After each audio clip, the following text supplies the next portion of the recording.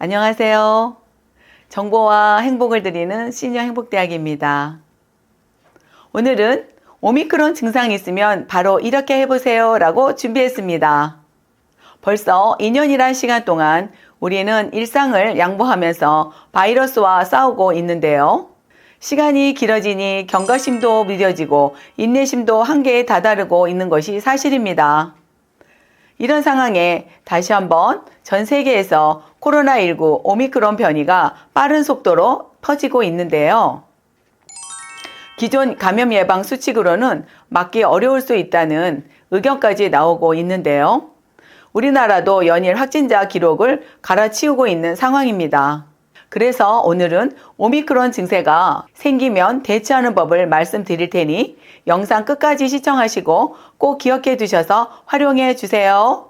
미국 공영 라디오 NPR은 누가 언제 코로나에 걸려 중증이 될지 알 수 없기 때문에 예방수칙을 지키는 것은 여전히 중요하다며 전문가들의 조언을 토대로 코로나 위험에 직면했을 때 신체적, 정신적 건강을 위해 따라야 할 7단계 행동 요령을 제시했습니다.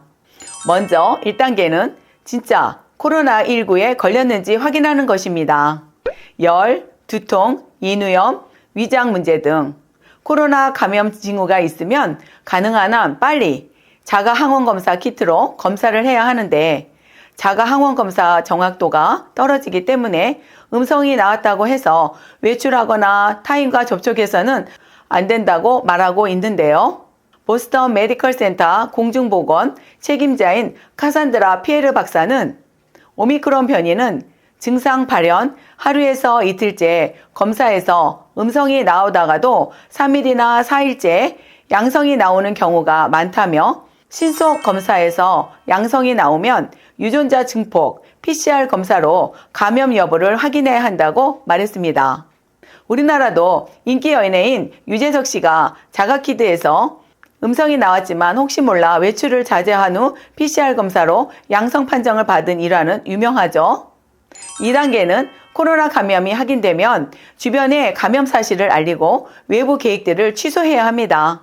증상이 가볍거나 무증상인 경우에도 백신 미접종자나 중증 위험이 큰 기저질환자에게는 반드시 알려 그들이 대비할 수 있게 해주어야 합니다.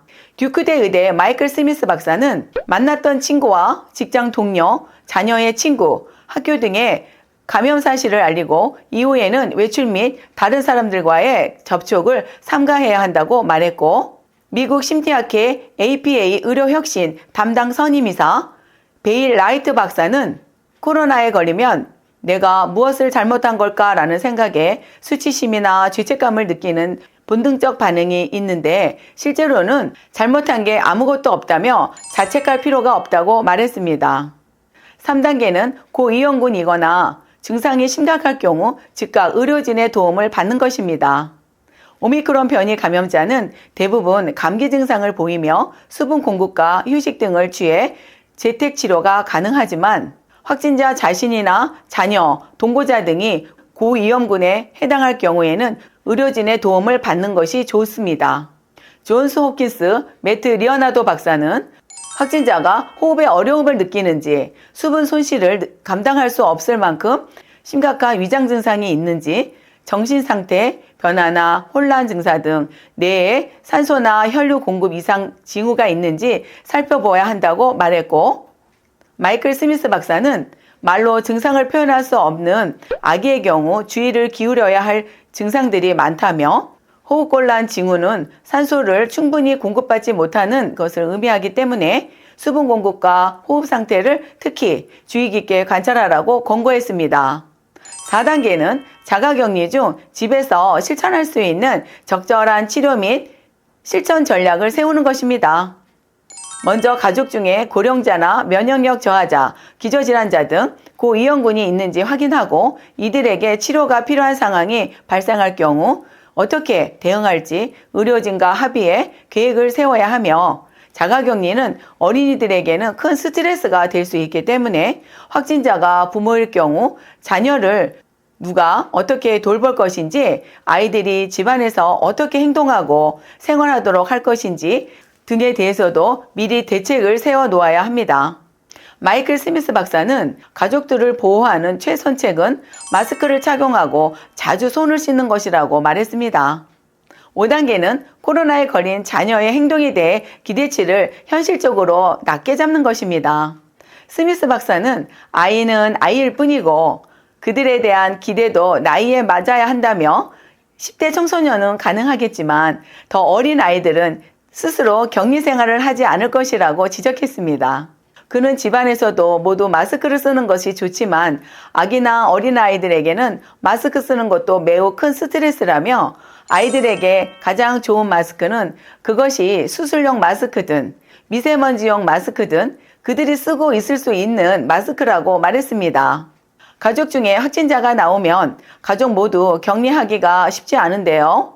최대한 조심하고 긍정적 마인드로 배려하며 지내보는 걸 제안해 봅니다. 6단계는 자신에게 관대해지고 자신만의 대응 전략을 마련하는 것입니다.